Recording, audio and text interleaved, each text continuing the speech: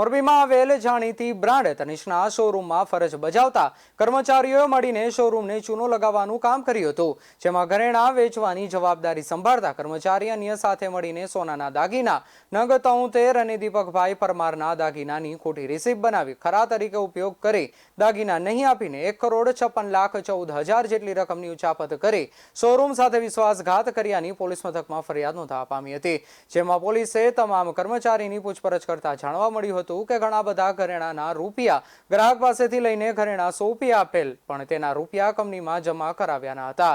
અંતે પોલીસે ફરિયાદના આધારે કરોડોના દાગીના ઉચાપત કેસમાં 4 આરોપીઓની ધરપકડ કરી હતી, જે મામલે ડીવાયએસપી દ્વારા પ્રેસ કોન્ફરન્સ કરવામાં આવી હતી। જાણીએ સમગ્ર ઘટના વિશે।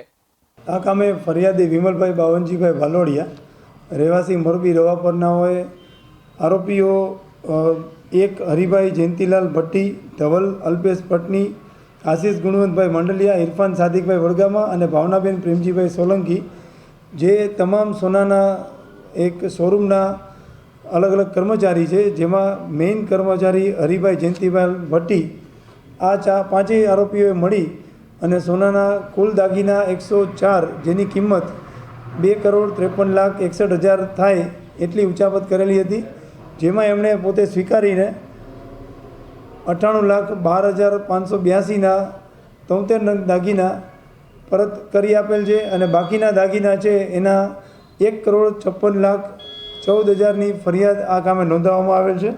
આ આરોપીઓ છે એમણે સોનાના દાગીના જે શોરૂમમાં વેચાતા હોય એનું એ લોકોએ ટેગ કાઢી અને ટેગની મદદથી એ સોનાના દાગીના છે હજી હાજર છે એવું સ્ટોક મેન્ટેન કરી અને દાગીના છે બારોબાર વેચી દીધેલા હતા અને અમુક દાગીના છે એમણે પોતે મુથુટ ફાઇનાન્સમાં વગેરેમાં મૂકી અને એની પરથી ફાઇનાન્સ ઉપાડેલું હતું। આ પ્રકારે ઉચાપત કરેલી।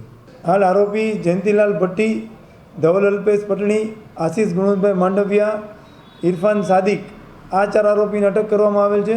તેમને નામદાર કોર્ટમાં રજૂ કરતા 7 દિવસના રિમાન્ડ મંજૂર થયેલા છે। BS9 સાથે દેવ સનાડિયા, મોરબી।